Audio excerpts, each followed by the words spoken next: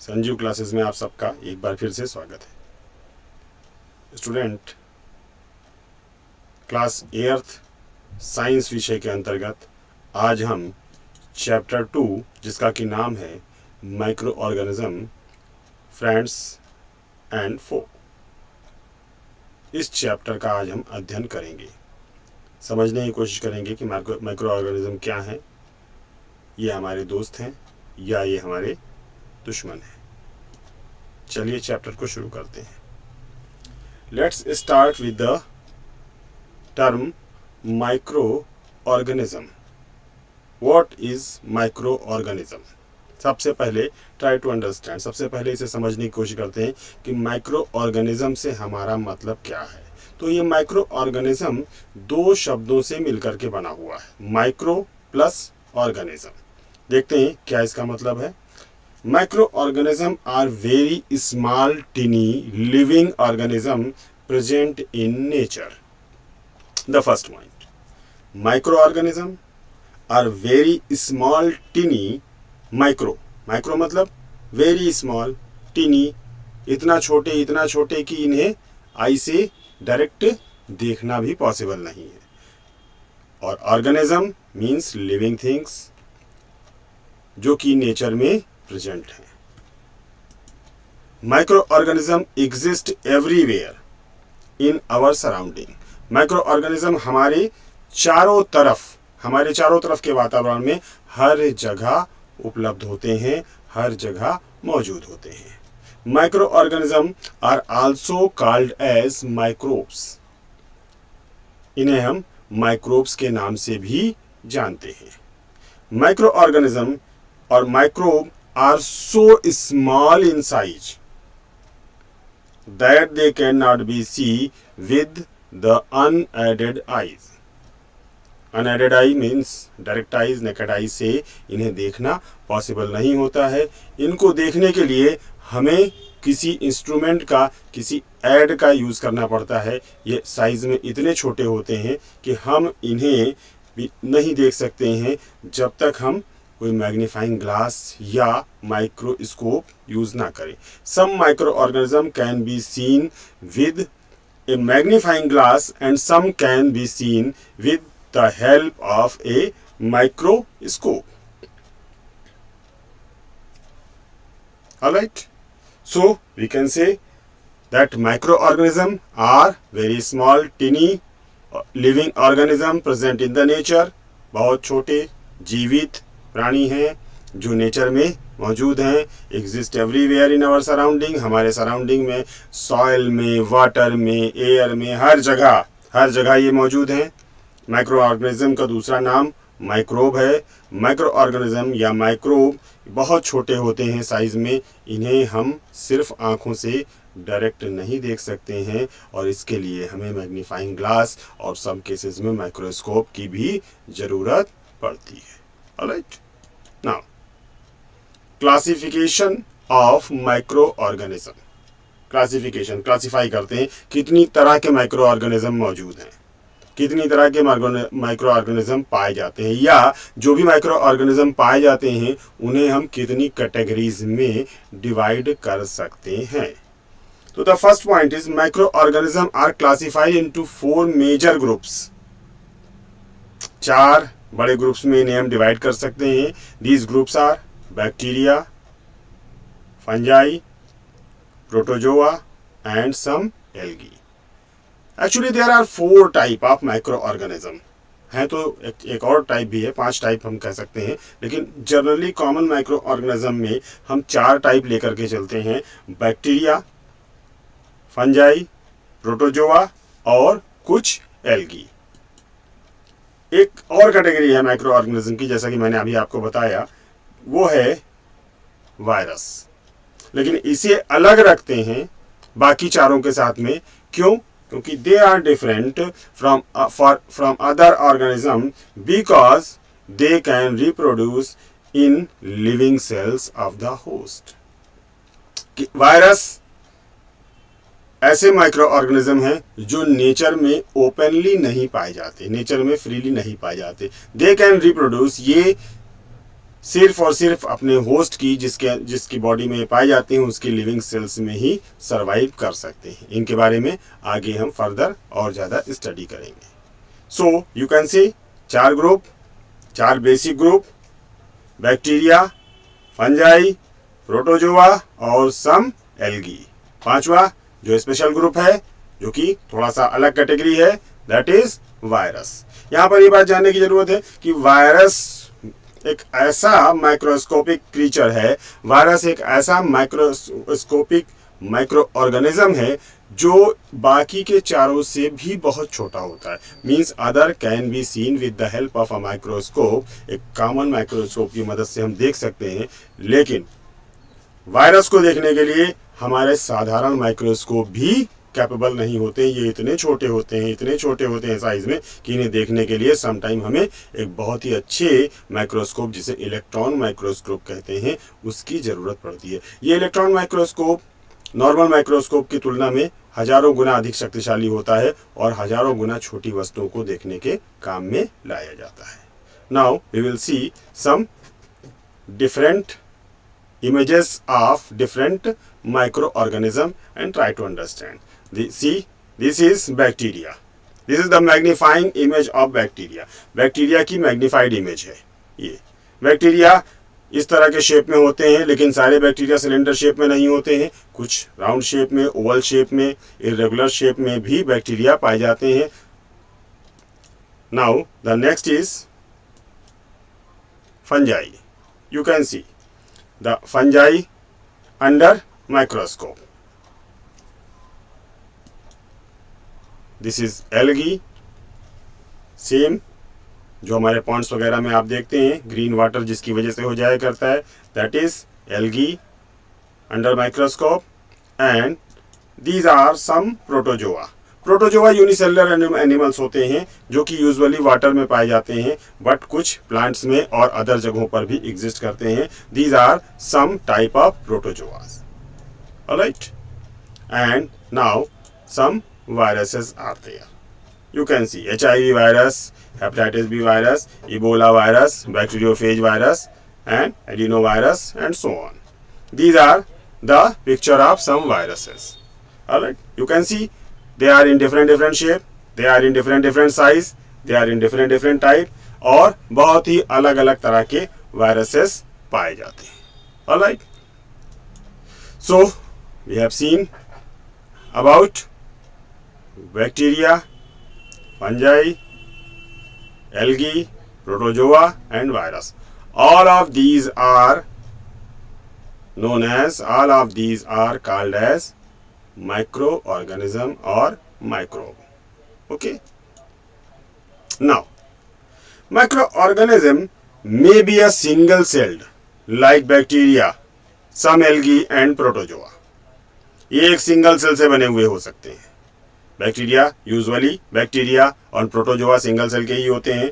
कुछ एल्गीज भी single cell की होती हैं, और लेकिन कुछ माइक्रो ऑर्गेनिज्म ऐसे भी हैं जो मल्टी सेलुलर स्ट्रक्चर रखते हैं, like many algae and fungi. Most of the algaes और फंजाई मल्टी सेलुलर स्ट्रक्चर रखती हैं. कुछ एल्गीज ऐसी हैं जो सिंगल सेलुलर स्ट्रक्चर रखती हैं, और मोस्ट ऑफ द एल्गीज और फंजाई मल्टी सेलुलर यानी एक से अधिक सेल से मिलकर के, although they are very small in size. यहाँ पर आप ये मत समझिए कि मल्टी सेलुलर स्ट्रक्चर है तो वो बहुत बड़े होते हैं और उनको हम आराम से देख सकते हैं, ऐसा नहीं है. तो दे आर, उनको देखने के लिए भी हमें मैग्नीफाइंग ग्लास या किसी ऐड की ज़रूरत पड़ने वाली है. लेकिन कुछ माइक्रो ऑर्गेनिज्म यूनिसेलुलर स्ट्रक्चर के हैं और कुछ micro organism multi cellular structure के हैं. The micro organism lives in all type of environment. कहाँ पाए जाते हैं? In all type of environment. कहाँ से कहाँ तक? From ice cold climate to hot desert.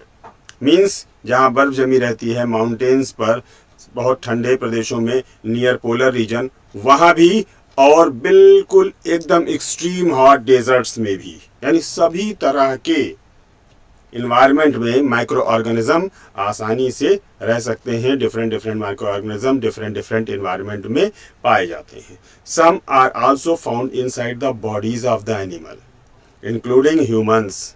कुछ ऐसे माइक्रो ऑर्गेनिज्म भी हैं जो इनसाइड द बॉडी पाए जाते हैं. जैसे एक बड़ा कॉमन प्रोटोजोआ है एंटामीबा कोलाई, जो ह्यूमंस की लार्ज इंटेस्टाइन में पाया जाता है और ये इन्फेक्ट करता है और एक डिजीज काज करता है जिसे हम कोलाइटिस या डिसेंट्री कहते हैं. Some micro organism can grows on other organism and some exist freely.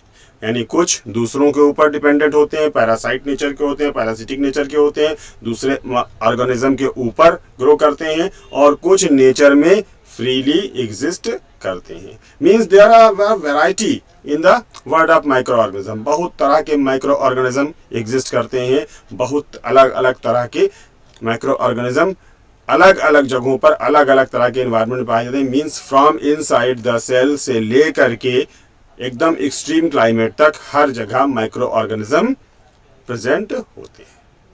Alright, now we will see some more facts about these microorganism and us. What role they have in our life? क्या microorganism हमारे लिए अच्छे हैं या ये हमारे लिए खराब है? क्या करते हैं ये हमारे लिए? क्या किसी काम भी आते हैं या सिर्फ बीमारियां ही फैलाते हैं? यहां पर ये देखेंगे. Microorganism plays a very important role in our life. बहुत महत्वपूर्ण स्थान है इनका. Some microorganisms are useful for us while some other are harmful and cause diseases. कुछ हैं इनमें से जो बहुत अच्छे हैं और हमारे कामों में सहायता करते हैं, हमारे बहुत सारे काम में आते हैं. इवन कुछ माइक्रो ऑर्गेनिज्म तो इतने ज़्यादा जरूरी हैं कि they are essential for life.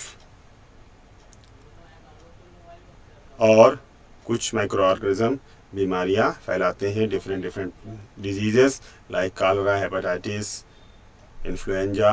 All of these are caused by micro organism. Now we will see these roles one by one. Useful microorganism. First of all, we will try to understand, we will study about the useful microorganism. या फिर यहाँ पर हम ये समझने की कोशिश करेंगे कि माइक्रोऑर्गेनिज्म हमारे लिए यूजफुल कैसे हैं, किस मैनर में, किस तरह से ये माइक्रो ऑर्गेनिज्म, ये बैक्टीरियाज, वायरसेस, फंजाई, ये एल्गीज, ये हमारे लिए किसी काम आते हैं या हमारे किन कामों में हम इनका प्रयोग करते हैं. वन बाय वन इसे समझने की कोशिश करते हैं. Micro organism are used for various purpose. बहुत सारे वर्क हैं हमारी लाइफ के. यहाँ घरों में रेगुलर जो वर्क होते हैं वहाँ से लेकर के बड़ी बड़ी इंडस्ट्रीज से और कमर्शियल और मेडिसिनल यूज तक माइक्रो ऑर्गेनिज्म का प्रयोग हर जगह होता है. कहाँ? घरों में. They are used in preparation of curd, bread and cake.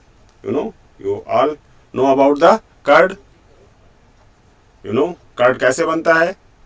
देखा है कभी आप लोगों ने अपने घरों में कर्ड्स को करते हुए? क्या करते हैं, थोड़े से मिल्क के अंदर थोड़ा सा मिल्क लिया जाता है, वार्म मिल्क लिया जाता है, ल्यूक वार्म मिल्क होना चाहिए. उसके अंदर some amount of already prepared curd को डाल देते हैं और इसे पूरे रात भर के लिए छोड़ देते हैं और फिर वो मिल्क कन्वर्ट हो जाता है कर्ड में. आप लोगों को पहले प्रीवियस क्लासेस में बताया गया होगा कि कर्ड का मेकिंग प्रोसेस क्या होता है.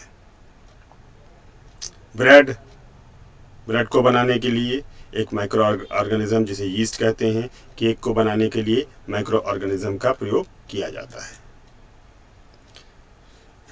In agriculture they are used to increase soil fertility by fixing nitrogen. आपको बताया गया है लास्ट क्लास में, शायद आप लोगों ने स्टडी किया हो कि नाइट्रोजन जो कि हमारे एटमॉस्फेयर में मौजूद है, बहुत बड़ी मात्रा में मौजूद होती है, हमारे प्लांट्स की ग्रोथ के लिए इसेंशियल होती है. Nitrogen is a essential element for the growth of plant. अगर नाइट्रोजन प्लांट्स को नहीं मिलती है तो प्लांट्स प्रॉपर ग्रोथ नहीं करते. ये नाइट्रोजन जो इन्वायरमेंट में है ये प्लांट को मिलती है by the activity of some micro organism. कुछ माइक्रो ऑर्गेनिज्म ऐसे पाए जाते हैं जो इस प्लांट की, इस इन्वायरमेंट की एयर में पाए जाने वाली नाइट्रोजन को कुछ कंपाउंड नाइट्रेट्स के, कुछ कंपाउंड नाइट्राइट्स के कन्वर्ट कर देते हैं और जिन नाइट्रेट और नाइट्राइट को प्लांट्स सॉइल से आसानी से पा सकते हैं. यह आपको लास्ट क्लास में बताया गया. इसके बारे में नाइट्रोजन साइकिल की हम इसी चैप्टर के लास्ट में डीप स्टडी करेंगे। आगे next, the commercial use of micro organism. Commercial use, commercially ये बहुत यूजफुल है, कमर्शियल यूज में भी आते हैं। कमर्शियली किन कामों में हम इनका प्रयोग करते हैं? The first work is micro organism are also used in commercial production of alcohol, wine and acetic acid, that is known as vinegar. Alcohol का प्रोडक्शन, वाइन का प्रोडक्शन और acetic acid that is vinegar, जो हमारे आपके घरों में भी use होता है, इसके प्रोडक्शन में माइक्रो ऑर्गेनिज्म को बड़ी मात्रा में प्रयोग किया जाता है। यीस्ट जो कि एक टाइप है माइक्रो ऑर्गेनिज्म का, यीस्ट जो कि एक नाम है, एक पर्टिकुलर माइक्रो ऑर्गेनिज्म है, एक पर्टिकुलर माइक्रोब है, इसे यूज किया जाता है commercial production of alcohol and wine. Alcohol और वाइन के कमर्शियल प्रोडक्शन के लिए हम यीस्ट का इस्तेमाल करते हैं। कैसे करते हैं? For this purpose yeast is mixed with natural sugars present in grain like barley, wheat, rice, crushed fruit juice, etc. and it convert this sugar into alcohol. Yeast can convert the sugar solution into alcohol. Yeast कुछ activity perform करता है और उस activity के result में sugar convert हो जाती है अल्कोहल में। तो क्या करते हैं? बार्ली, वीट, राइस या क्रस्ट फ्रूट जूस, ये सारे ऐसी चीज़ें हैं जिनके अंदर शुगर कंटेंट पाया जाता है। इसका एक सोल्यूशन बना करके उसमें कुछ अमाउंट यीस्ट का मिला देते हैं और फिर इसे कुछ दिनों के लिए एक जगह पर, बंद जगह पर रख करके छोड़ देते हैं। यीस्ट इसके ऊपर अपनी एक्टिविटी करती है, यीस्ट इसके अंदर काम करता है और यीस्ट के काम करने से, यीस्ट के ग्रो होने से ये सारा शुगर कन्वर्ट हो जाता है अल्कोहल में, जिसे बाद में प्यूरिफाई करके उससे वाइन और अदर अल्कोहल प्रोडक्ट्स बना लिए जाते हैं। This process, the conversion of sugar into alcohol, इस प्रोसेस का एक पर्टिकुलर नाम है, that is known as fermentation. Fermentation is the process in which sugar is converted into alcohol by yeast. ठीक? All right. Now, medicinal use of microorganism. Microorganism केवल alcohol बनाने के, केवल ब्रेड बनाने के, केवल केक बनाने के और केवल विनेगर बनाने के ही काम में नहीं आते, इनका मेडिसिनल यूज भी है। बहुत बड़ी वैरायटी दवाइयों की माइक्रो ऑर्गेनिज्म से तैयार होती है। आप कह सकते हैं कि आज के मेडिसिनल सिस्टम में मैक्सिमम दवाइयों के ओरिजिन माइक्रो ऑर्गेनिज्म से होते हैं। किस प्रकार की दवाइयां बनती हैं देखते हैं हम। There are some medicine which are produced with bacteria and fungi. कुछ मेडिसिन ऐसी हैं जो बैक्टीरिया और फंजाई से प्रोड्यूस होती हैं। कौन सी हैं? These medicine are called as antibiotic. Antibiotic नाम आप सबने सुना है ना। फीवर होता है तो क्या होता है? सबसे पहले कहते हैं एंटीबायोटिक खा लीजिए। डॉक्टर्स के पास जाते हैं, इन्फ्लुएंजा हो जाता है, कॉमन कोल्ड हो जाती है, फीवर होने लगता है तो एंटीबायोटिक देते हैं। ठीक है, ये antibiotic some special category of medicine है। ये ऐसी मेडिसिन है जो माइक्रोब्स को यूज करके बनाई जाती हैं। मेनली बैक्टीरिया और फंजाई, इनको यूज करके प्रोड्यूस की जाती हैं। दुनिया में फर्स्ट एंटीबायोटिक मेडिसिन जो बनी थी उसका नाम था पेनिसिलिन। इसको डिस्कवर किया था अलेक्जेंडर फ्लेमिंग ने 1929 में। 1929 में अलेक्जेंडर फ्लेमिंग एक प्रयोग कर रहे थे और उस प्रयोग के दौरान उन्होंने देखा कि एक अलग तरह की एलिमेंट बन रहा है जो कि बैक्टीरियाज को और अदर हार्मफुल फंगस इन्फेक्शन को किल कर सकता है। और फिर उन्होंने उस पर काम किया और आविष्कार किया पेनिसिलिन का, जो कि दुनिया की फर्स्ट एंटीबायोटिक मेडिसिन बनी। Nowadays we have a lot of antibiotic medicines. A lot of antibiotic medicines are there जो कि फ्रीक्वेंटली यूज होती हैं डिफरेंट डिजीजेस के ट्रीटमेंट में, जैसे streptomycin, tetracycline, erythromycin are the some commonly used antibiotic which are made from fungi and bacteria. Streptomycin एक नाम है एक एंटीबायोटिक मेडिसिन का, टेट्रासाइक्लिन नाम है एक एंटीबायोटिक मेडिसिन का, एरिथ्रोमाइसिन ये भी एक एंटीबायोटिक मेडिसिन है, और ऐसी बहुत सारी, केवल ये 3 या 4 एंटीबायोटिक मेडिसिन नहीं है, but we have thousands of the antibiotic medicine जो नाउ डेज डिफरेंट डिजीज के ट्रीटमेंट में यूज की जाती हैं। लेकिन यहाँ पर एक बात कॉशन की है, although antibiotics are very common and very powerful and very useful in treatment of different type of disease, but we should not take these frequently. First thing, we have to take some caution while using antibiotic medicine. Antibiotic medicine को लेते समय कुछ सावधानियां जरूर रखनी चाहिए। पहली चीज को विदाउट डॉक्टर प्रिस्क्रिप्शन इसे नहीं लेना चाहिए। हर एंटीबायोटिक हर व्यक्ति के लिए नहीं होती। डॉक्टर्स इस बात को डिसाइड कर सकते हैं। डॉक्टर्स इस चीज़ को डिसाइड करके आपको प्रॉपर एंटीबायोटिक मेडिसिन सजेस्ट कर सकते हैं। और डॉक्टर ने अगर आपको कोई एंटीबायोटिक मेडिसिन सजेस्ट की हुई है तो ये भी जरूरी होता है कि उसका प्रॉपर डोज लिया जाए। हर एंटीबायोटिक मेडिसिन का एक प्रॉपर कोर्स होता है कि इसे 5 दिन खाना है, इसे 3 दिन खाना है। डॉक्टर बताते हैं कि 3 दिन खाना है या 5 दिन खाना है। तो अगर आपको कभी एंटीबायोटिक मेडिसिन लेने की जरूरत पड़ जाए, वैसे तो मैं यही चाहूंगा कि आपको कभी किसी मेडिसिन लेने की जरूरत ना पड़े, लेकिन अगर मान लीजिए कभी किसी वजह से आपको कोई एंटीबायोटिक मेडिसिन लेने की जरूरत पड़ ही जाती है तो आपको चाहिए कि आप उसका पूरा कोर्स करें। यदि वो मेडिसिन का डोज 3 दिन का है तो उस मेडिसिन को 3 दिन तक लें, भले ही आप उससे पहले ठीक हो जाएं, लेकिन उसे लेना चाहिए। क्यों? क्योंकि ऐसा करने से एंटीबायोटिक मेडिसिन हमारे बॉडी पर उसका असर बना रहता है। अदरवाइज इन एंटीबायोटिक मेडिसिन का असर हमारी बॉडी से धीरे धीरे कम होने लगता है और फिर बाद में जब हमें उसकी जरूरत पड़ती है तो वो हमारी बॉडी पर काम नहीं करते हैं। इसलिए एंटीबायोटिक मेडिसिन के साथ में ये कॉशन लेना बहुत जरूरी है। Alright, now one more thing जो कि आज के डेट में बड़ी इंपॉर्टेंट है, आप सब जानते हैं इसके बारे में, vaccination. A lot of vaccination programs are there, a lot of vaccines are there। जो वैक्सीन्स लगती हैं, बचपन से ही वैक्सीन लगना शुरू हो जाती हैं। चाइल्ड बर्थ के साथ में ही डिफरेंट टाइप ऑफ वैक्सीन्स लगना शुरू हो जाती है। Now the question arises, what are these vaccines? क्या है ये vaccines? Vaccine is a protective medicine used to protect us from various disease. ये ट्रीटमेंट करने वाली मेडिसिन ना होकर के प्रोटेक्टिव मेडिसिन हैं। They can provide a shield, यानी कि इनको हम किसी डिजीज के होने पर नहीं लेते हैं, डिजीज के होने से पहले लेते हैं वैक्सीन को। वैक्सीन बहुत सारे फॉर्म में आती हैं, मोस्टली इंजेक्टेबल, इंजेक्शन के फॉर्म में आती हैं, लेकिन कुछ ओरल और कुछ नोजल वैक्सीन भी नाउडेज डेवलप की गई हैं। ये प्रोटेक्टिव मेडिसिन हैं। बिफोर एनी डिजीज हम इन्हें हेल्दी कंडीशन में लेते हैं, जिससे कि ये हमारी बॉडी में एक प्रोटेक्शन कवर बना सके। कैसे वैक्सीन काम करती है समझने की कोशिश करते हैं। हमारी बॉडी कैसे काम करती है? When a disease causing microbe enters in our body, कोई ऐसा माइक्रोब जो डिजीज फैलाता है, जो किसी तरह की डिजीज पैदा कर सकता है, वो हमारी बॉडी में इंटर करता है। तो क्या होता है कि हमारी बॉडी का एक सिक्योरिटी सिस्टम होता है, एक इम्यूनिटी सिस्टम होता है। आप सब जानते हैं, आप सबको इसके बारे में बताया गया है। ये इम्यूनिटी सिस्टम क्या करता है? उससे लड़ने के लिए कुछ फाइटिंग एलिमेंट्स प्रोड्यूस करता है।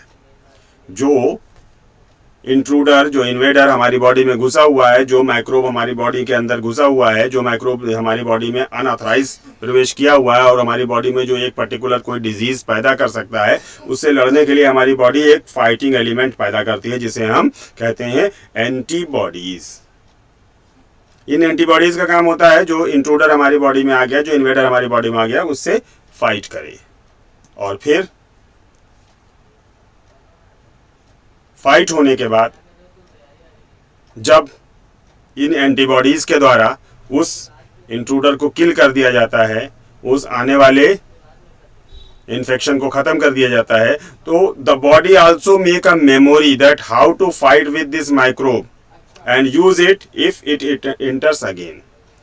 मीन्स बॉडी ने फर्स्ट टाइम उससे फाइट किया तो उससे कैसे फाइट किया, कौन सी एंटीबॉडी यूज हुई, तो ये एंटीबॉडी हमारे ब्लड में बनी रहेगी और बॉडी इसकी एक मेमोरी बना लेगी, सो दैट अगर वही सेम वायरस या सेम माइक्रोब दोबारा से हमारी बॉडी में एंटर करे तो बॉडी उसी तरीके को, जिस तरीके से पहले उससे फाइट की थी, सेम तरीके को यूज करते हुए उससे फाइट कर सके। है ना इंटरेस्टिंग? हमारी बॉडी में एक बहुत अच्छा इम्यून सिस्टम होता है। और फिर अगर हमारी बॉडी में डेड या वीकेंड, कमजोर किया हुआ या इनएक्टिव डिजीज काजिंग माइक्रोब हमारी बॉडी में डाल दिया जाए तो क्या होता है? If dead or weakened or inactive disease causing microbe are introduced into a healthy body, the body fights and kills the invading microbe by producing suitable antibodies. अगर मान लीजिए हमारी बॉडी में, जैसे मैंने आपको बताया कि बॉडी में कोई इंट्रूडर घुसता है या बॉडी में कोई माइक्रोब घुसता है जो डिजीज काज कर सकता है, तो बॉडी क्या करती है? एंटीबॉडीज बनाती है. अब मान लीजिए कि कोई एक हमने घुसते तो बीमारी हो जाएगी. मान लीजिए कोई वायरस घुसा हुआ है, कोई हमारी बॉडी में कोई माइक्रोब गया हुआ है, कोई बैक्टीरिया ने हमको इन्फेक्ट किया है, तो वो जब बॉडी में जाएगा तो वो डिजीज काजिंग है, तो वो फिर बीमारी करेगा. ठीक है, बॉडी एंटीबॉडी बनाएगी जो उस बीमारी से लड़ेगी, धीरे धीरे हम ठीक होंगे. लेकिन वैक्सीन के केस में क्या करते हैं हम? एक डेड वायरस या एक वीकेंड कमजोर किया हुआ या एक इनएक्टिव डिजीज काजिंग माइक्रोब लिया जाता है, उसे बॉडी में इंटेंशनली डाला जाता है. समझिएगा इसको. एक इनएक्टिव किया हुआ वायरस लिया गया. जैसे मान लीजिए हमें इन्फ्लुएंजा की वैक्सीन बनानी है, तो हमें इन्फ्लुएंजा का एक इनएक्टिव वायरस लेंगे, एक ऐसा वायरस लेंगे जिसे दवाइयों से इनएक्टिव कर दिया गया है, जिससे कि वो बॉडी में डिजीज को फैला ना पाए. इसे हम बॉडी में डालेंगे, इंजेक्शन के थ्रू हम बॉडी के अंदर डालेंगे, इन्फेक्ट करेंगे. और जब बॉडी में ये जाएगा तो क्या होगा? ये पहला का जो मैकेनिज्म हमने आपको बताया एंटीबॉडी बनाने का, बॉडी तुरंत इसको पहचानेगी और इससे लड़ने के लिए एक एंटीबॉडी बना देगी. अब ये एंटीबॉडी इस वायरस को पूरी तरह से किल कर देगी. इस जो भी हमने इन्फ्लुएंजा वायरस डाला इसको पूरी तरह से खत्म कर देगी. हमें हमें इन्फ्लुएंजा की बीमारी नहीं होगी, क्योंकि वायरस तो इनएक्टिव डाला गया था, सो दैट वो डिजीज नहीं फैला सकता था, हमको परेशान नहीं कर सकता था. या वीकेंड था या डेड वायरस था, उससे हमें डिजीज नहीं हो सकती थी, लेकिन उसकी वजह से हमारी बॉडी में एंटीबॉडी बन गई. अब ये एंटीबॉडी जो बन जाएगी ये बॉडी में हमेशा रहेगी, सो दैट अब नेक्स्ट टाइम अगर ये वायरस दोबारा से हमारे बॉडी में आता है तो जो एंटीबॉडी पहले से मौजूद है ये उसे किल कर देगी और ये हमारी बॉडी में रोग या डिजीज नहीं फैला पाएगा. इस तरह से हम फॉरएवर उस बीमारी से प्रोटेक्टेड हो जाते हैं. Alright, this is the vaccine and that's why vaccination is needed in most of the disease. अभी क्या होता है ना कि बहुत सारी बीमारियों के जो है शुरू से हम इसे हिंदी में कहते हैं टीकाकरण प्रोग्राम. टीका करते हैं ना, टीका लगवाते हैं, तो ये वैक्सीनेशन बहुत जरूरी होता है. कौन कौन सी बीमारियों के लिए वैक्सीनेशन है? A lot of diseases are there. Many diseases like cholera, tuberculosis, smallpox, hepatitis can be prevented by vaccination. बहुत सारी डिजीज हैं जिनके लिए अलग अलग वैक्सीन बनी हुई है. हमने बहुत सारी, अभी आप लोग कुछ दिन पहले तक एक चल रहा था पोलियो वैक्सीनेशन प्रोग्राम. पोलियो को ख़त्म करने के लिए पोलियो वैक्सीन सभी बच्चों को, वो कहते नहीं तो 2 बूंद दवाएं दी जा रही थी. दैट इज सेम वैक्सीनेशन, एक वायरस को हमेशा के लिए ख़त्म करने के लिए कि वायरस ख़त्म हो जाए. जब सभी लोग उससे इम्यून हो जाएंगे सभी, और वायरस आपको मैंने बताया कि वायरस एक ऐसी चीज़ है जो कि लिविंग सेल के अंदर ही रह सकता है. अब जब सभी लोगों की बॉडी इम्यून हो जाएगी, सभी की बॉडी में एंटीबॉडीज बन जाएंगी, तो वो वायरस बाहर नहीं रह सकेगा और ख़त्म हो जाएगा. This is about vaccine. Alright, so now this is all about today's session. Rest of the part of this class we will study in our next session. ठीक है, तब तक के लिए आप सबको धन्यवाद. वीडियो अच्छी लगी हो चैनल को लाइक करें, सब्सक्राइब करें और शेयर करें और अपनी स्टडी में अपना फोकस बनाए रखें. धन्यवाद.